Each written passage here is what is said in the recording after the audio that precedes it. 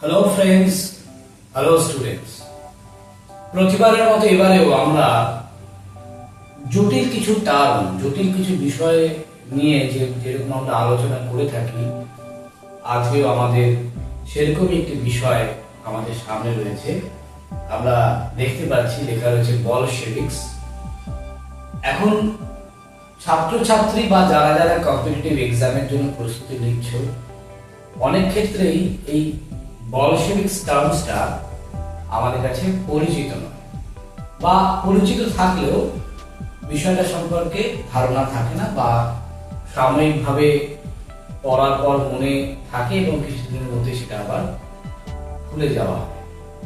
তো আজকে আমি চেষ্টা করছি এই বলশেভিকস বিষয়টা কি এবং সেটা যাতে তোমাদের মাথায় একদম কনসেপ্টে যাতে পরিষ্কারভাবে থাকে সেটা তোমাদেরকে বুঝিয়ে বলা।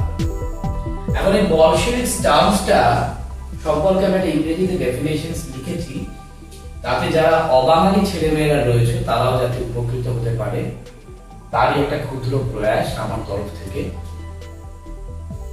আমরা দেখতে পাচ্ছি এখানে লেখা রয়েছে, The Bolsheviks were a revolutionary socialist group in Russia led by Vladimir Lenin that played a major role in the Russian Revolution of 1917. তোমরা চাইলে লিখেও দিতে পারো, আমি আরেকবার বলছি।